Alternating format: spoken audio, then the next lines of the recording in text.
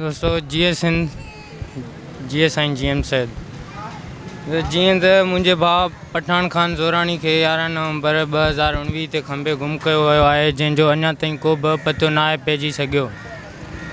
असां तव्हां खां इहो पुछण था चाहियूं त असांजे प्यारनि जो ॾोह कहिड़ो आहे। अगरि उन्हनि जो को बि ॾोह आहे, तव्हांजा आहिनि, तव्हांजूं अदालतूं, तव्हांजा कोर्टनि, तव्हां उन्हनि खे उन्हनि कोर्टनि में अदालतुनि में पेश कयो, पर तव्हां उन्हनि खे अदालतुनि में पेश छो कंदो? हुननि जो को ॾोह ई न आहे त तव्हां उन्हनि खे अदालतुनि में पेश छो कंदो?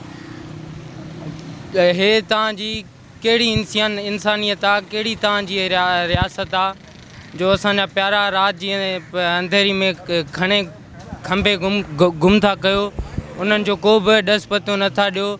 मुंहिंजे भाउ पठान खान ज़ोराणी खे 2 साल थी विया आहिनि, जंहिंजो को बि अञा ताईं पतो न आहे पइजी सघियो तूं किथे आहे, कहिड़े हाल में आहे। महिरबानी करे असांजे भाउ पठान खान ज़ोराणी खे आज़ादु कयो ऐं सभिनी इन्हनि खे आज़ादु कयो। सभिनी खे ख़बर आहे त असांजा जेके बि सिंध जा क़ौमी सियासी वर्कर आहिनि, उन खां अलावा या जेके ॿिया पंहिंजो हक़ घुरनि था, उन्हनि खे जबरी तौरु खंबे गुम कयो थो वञे। उहे घरनि में हुजनि, किथे बि हुजनि, छा बि हुजे, उन्हनि खे ज़ोरी रात जी अंधेरी में तक़दुस घर जो तक़दुस पायमाल करे नियाणियुनि जे विचां खणे उन्हनि खे तशदुद कयो थो वञे, स्टूडेंट्स खे धमकायो थो वञे। इहो अॼु खां न 1947 खां आहे ऐं मुख़्तलिफ़ तरीक़नि सां असांजे शागिर्दनि खे, असांखे ऐं जेके बि सियासी वर्कर आहिनि सभिनि खे धमकायो थो वञे। असां रियासत जी बौखलाहट खां ॼाणूं था त रियासत कमज़ोर आहे, असांखे हू कॾहिं बि पोइते नथी हटाए सघे, न ई असीं हटंदासीं। हीअ असांजा चिचरे लाश आहे या बंदि ॿोरियुनि में या क़ैदनि में असांखे वाड़ीनि, पर असां पोइते हटण वारनि मां न आहियूं। असीं रियासत खे पैगाम ॾियणु चाहियूं था त हाणे वक़्तु तव्हां वटि थोरो आहे, तव्हां संभलिजी वञो, न त पोइ सुभाणे पंहिंजा ज़िम्मेवार पाण आहियो। जी अस्सलाम वालेकुम, मैं हानी गुल बलोच हूँ। जैसे कि 3 साल का अरसा हो रहा है, मैं इन्हीं प्रेस क्लबों के सामने कभी कराची, कभी क्वेटा, कभी इस्लामाबाद, तो कभी सिंध के मुख्तलिफ़ इलाक़ों में इसी तरह मैं एहतजाजें और धरनों में बैठी हुई होती हूँ। ऑल मिसिंग पर्सन के लिए और अपने मोहम्मद नसीम के लिए भी, जो 2 साल 8 महीने का अरसा हो गया है जिसे लापता किया गया है। मैं बार बार अदालतों में जाती हूँ, यहीं बात चीख चिल्ला के कहती हूँ, यहीं में जाके GITU में और कमीशनों में कहती हूँ, भाई हमारे लोगों के ऊपर अगर कोई एलिग्रेशन है, अगर उन्होंने कोई जुर्म किया है तो अदालत आपके अपने हैं, लाएँ, उन्हें पेश करें। ये किस जुर्म का सज़ा है जो आप उन्हें तो लापता रख के जिंदान के काले कोठरियों में दे रहे हो, लेकिन जो बाहर बैठे हुए हम हैं, हमें किस बात की सज़ा दी जा रही है? हमने कौन सा जुर्म किया है जो हम सालों से यहाँ प्रेस क्लबों के सामने ईद हो, खुशियों का दिन हो, आप अपने प्यारों के साथ अपने घरों में बैठ के खुशियाँ मनाते हो और हम यहाँ रो रो के रोडों पर एहतजाज करते हैं। उन माओं की हालात हैं तो देखो, जो मैं अपनी आंखों से देखती हूँ। गवर्नर हाउस में जब बुलाया जाता है तो मैं जाती हूँ, उन माओं को देखती हूँ, कमीशनों में, कोर्टों में रो रो के उन माओं की हालत क्या हो चुकी है। वही माएँ वहाँ रो रो के जजों के सामने बेहोश होती हैं, लेकिन इस रियासत को फ़र्क ही नहीं पड़ता। वो ज़मीन के खुदा खुद को बनाए बैठे हुए हैं। हम उनसे पूछते हैं कि तुम लोगों को अभी भी इबरत नहीं आई हुई है, अभी भी तुम लोगों को ये पता नहीं चला है कि किस तरह जुल्म का आपको हिसाब देना पड़ता है। जिस तरह आपने बांग्लादेश के साथ किया हुआ था, जिस तरह बांग्लादेश की आपने न्याणियों के साथ क्या किया था, बांग्लादेश के जवानों के साथ क्या किया था, उसके बाद फिर आपको किस तरह गाड़ियों में घसीट के लेके गए थे। हम कहते हैं ये कौन सा कानून है, कहाँ का इंसाफ है? हम बलोच और सिंधिया जो आपने हम पर ये जबर और जुल्म आयद की हुई है, हम कहते हैं कि हम इंसान हैं, आप हमें इंसान ना समझे तो कम से कम ये इंसाफ का जो दरवाज़ा है जिसे हम कटकटा के थक चुके हैं, हमें पता नहीं यहाँ पे हमें इंसाफ मिलेगा या नहीं। अगर हम पाकिस्तानी नहीं हैं, अगर हम इस मुल्क के रहने वाले नहीं हैं, तो आप हमें साफ साफ मना कर दे, भाई आप यहाँ के नहीं हो, हम आपको इंसाफ नहीं दे सकते। आप हमारी नज़रों में चींटियों के माने दो, भेड़ बकरियों के माने दो, हम आपको उठा के लेके जाते हैं, मसल के आपकी मशक़शुदा लाशें फेंकते हैं। जैसे कि हम देखें बलूचिस्तान में 50,000 से भी ज़ायद मशक़शुदा लाशें गिराई दी गई थी। कई लीडरें हमारी थी, उनको भी मार के उनकी मशक़शुदा लाशें आपने फेंकी थी।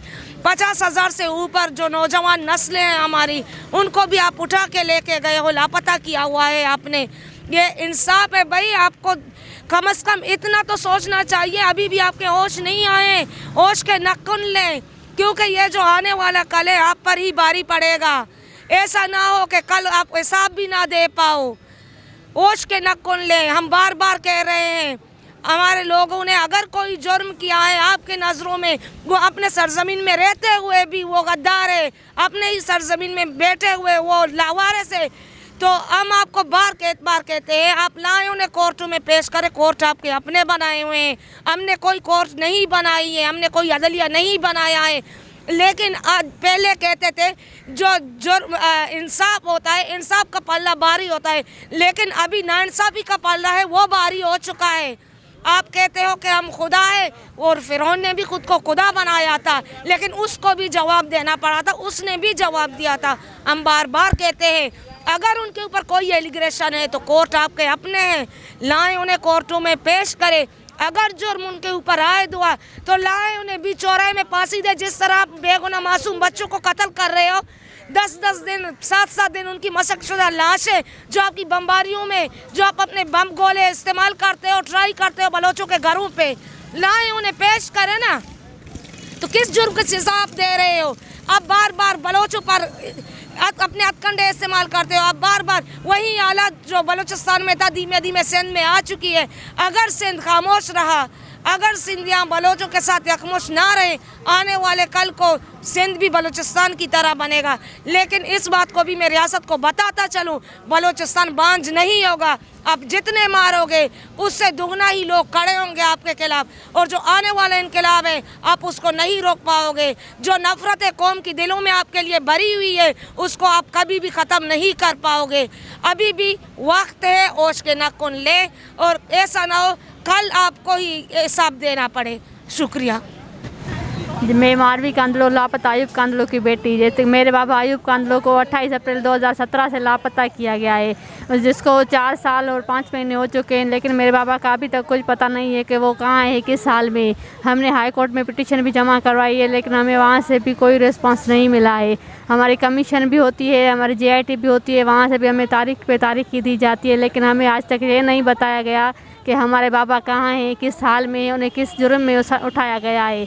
5वां साल चल रहा है मेरे बाबा को। हमारे घर के हालात जो है तमाम ख़राब है। मेरी बहन की तबीयत बहुत ख़राब है, वो एबनॉर्मल है, वो बोलती नहीं है, और बाबा के बगैर ना कुछ खाती है ना पीती है। वो हर रोज़ मुझसे पूछती है कि बाबा कब आएंगे, वो कहाँ है। मैं उसको क्या जवाब दूँ? मेरा एक छोटा भाई है, वो भी दिन रात रोता है, बोलता है कि मेरे बाबा कहाँ हैं, वो कब आएंगे। हम उन बच्चों को क्या जवाब दें कि हमारे बाबा कहाँ हैं, उन्हें किस जुर्म में उठाया गया है।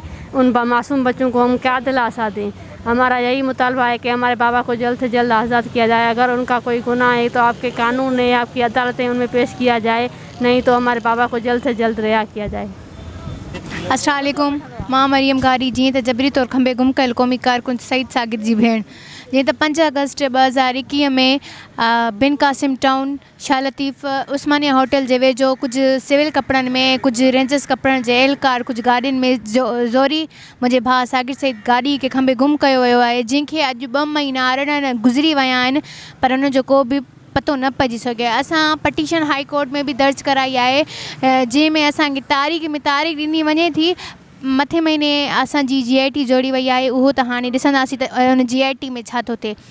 सो असां अपील था कयूं UNO खां, अक़वाम मुतहद खां, त असांजी दाएं ॿुधो। असांखे पाकिस्तान जी रियासत मां कोई उमेद न आहे, असां कंहिंखां का उमेद न आहे। हितां जी रियासत खां असां UNO खे अपील था कयूं त असांजे भाइरनि जी आज़ादी में, उन्हनि जी बाहिफ़ाज़ी आज़ादी में पंहिंजो किरदारु अदा कनि ऐं असांजी फैमिली मां बेचैनी ख़त्म कनि। Thank U. Lahore voice for missing persons की कन्वीनर हूँ। अभी हम कराची प्रेस क्लब पर बैठे हुए हैं।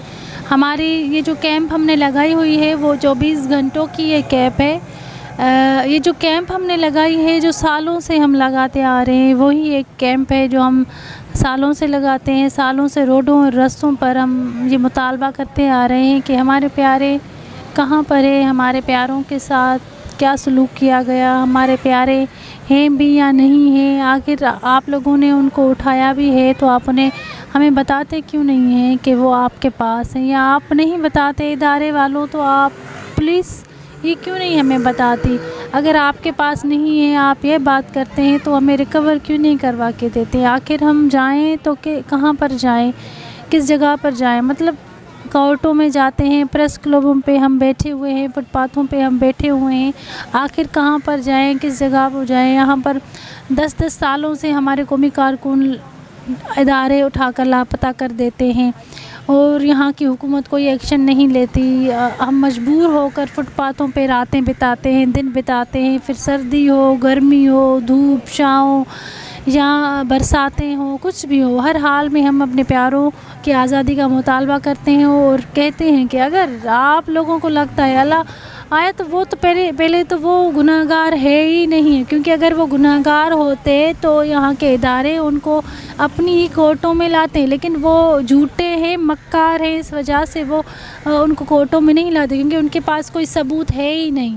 सो हम फिर भी यही मुतालबा करते हैं, हम इंसानी हकूक़ के बिहाफ पर उन्हें आज़ाद किया जाए, रिहा किया जाए। हम अपील करते हैं इंसानी हकूक़ की तंजीमों को, अपने लोगों को, अपनी कौमी पार्टियों को, कौमी तहरीकों को और जो भी इंटरनेशनल ह्यूमन राइट्स ऑर्गेनाइजेशन है, UNO, amnesty international, human rights watch और दीगर जो भी तंजीमें, उनसे सबसे हम गुजारिश करते हैं कि जबरी गुमशुदगी का मसला एक संगीन मसला है, आप इनको हल करें। न सिर्फ सिंध बल्कि सिंध और पाकिस्तान के अंदर ये बहुत ही संगीन हालत और क्रिटिकल कंडीशन में है। मतलब ये इशू बहुत ही क्रिटिकल है क्योंकि फैमिलीज़ अज़ियत से ज़िंदगी गुजारती हैं। सो हम अपने लोगों से, अपने वतन के लोगों से गुजारिश करते हैं कि अपने प्यारों की आज़ादी के लिए, अपने कौमी कारकुनों की आज़ादी के लिए जदोजहद करें और जैसे वापस आ जाएँ। शुक्रिया। जीअं त मां अक्सा बतुल दायो खंबे गुम कयल इंसाफ़ दायो जी भेण 2017-29 मई ते मुंहिंजे भाउ इंसाफ़ दायो खे दर्ज़ के दुकान तां खंबे गुम कयो वियो आहे, जंहिंखे 4 साल ऐं 5 महीना थी चुका आहिनि त मुंहिंजे भाउ जो को पतो न आहे। अॼु असां कराची प्रेस क्लब ते 24 कलाकनि जी बुख हड़ताली कैंप लॻाई आहे, जेकी अॼु छंछर खां शाम जो 4 बजे खां शुरू थी आहे। सुभाणे 25 तारीख़ शाम जो 5 बजे 4 बजे ख़तमु थींदी। ऐं असां सिंपल हिकु डिमांड कंदा आहियूं त असांजे प्यारनि ते को बि अगरि रोह आहे त उनखे अदालतनि में आणे ज़ाहिर कयो वञे। ऐं ईअं जेको आहे सो कंहिंखे खंबे गुम करणु, कंहिंजे भाउ खे, कंहिंजे पीउ खे, कंहिंजे पुट खे, कंहिंजे शोहर खे खंबे गुम करे इंसानी हक़नि जी जेकी आहे सो लताड़ आहे। ऐं असां हरगिज़ इहो बर्दाश्त न कंदासीं त असांजे प्यारनि खे ईअं खंबे गुम करे सालनि जा साल टार्चरनि सेलनि में रखियो वञे। जेसीं ताईं असांजे भाइरनि खे न आज़ादु कंदा, मुंहिंजे भाउ इंसाफ़ खे या सईद गाॾई आहे ऐं जेको आहे सो मुर्तज़ा जूणे जो आहे, काशिफ ट्रगड़ आहे, अयूब कांदड़ो आहे, सुहेल रज़ा भट्टी आहे, ज़ाकिर सहतो आहे, जेसीं ताईं इहे आज़ादु न थींदा तेसीं ताईं असां ख़ामोश न थींदासीं। ऐं असां इहा ई बार बार घुर कंदासीं त असांजे भाइरनि खे आज़ादु कयो वञे ऐं असांखे सुकून जी ज़िंदगी ॾिनी वञे।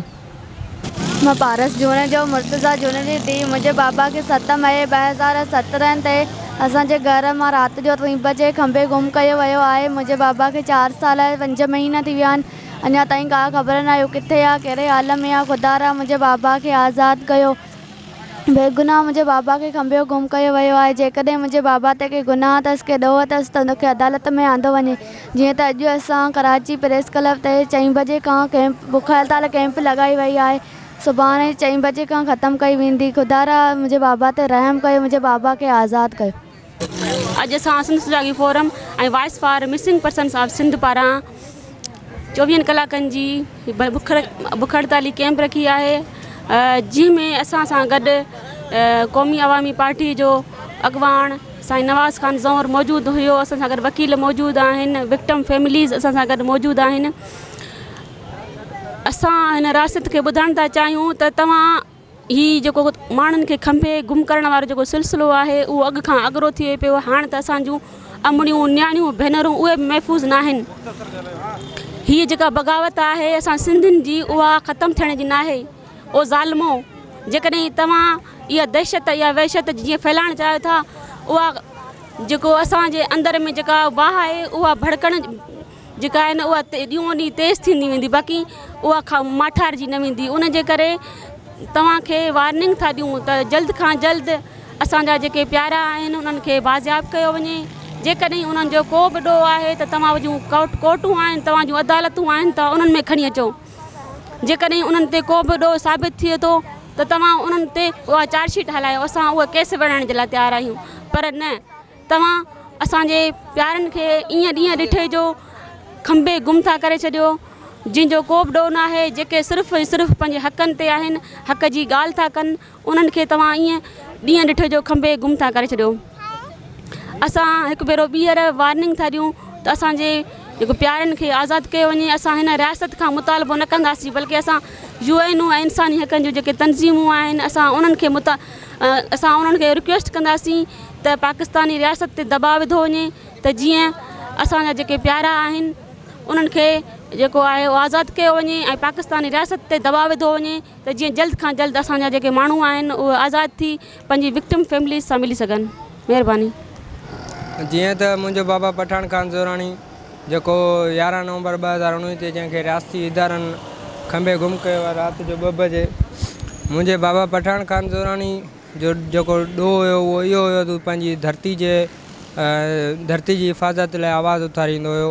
ऐं जेका इहा बुख हड़ताली कैंप लॻाई वई आहे, अॼु छंछरु जे ॾींहुं 24 कलाकनि जी बुख हड़ताली कैंप लॻाई वई आहे, अॼु 4 बजे शुरू कई वई आहे, सुभाणे आचर जे ॾींहुं 4 बजे ख़तमु कई वेंदी। ऐं मां सभिनी दोस्तनि खे अपील कंदुसि त अचो असांजो साथ ॾियो जीअं असांजा प्यारा जल्द खां जल्द आज़ादु थियनि। महिरबानी।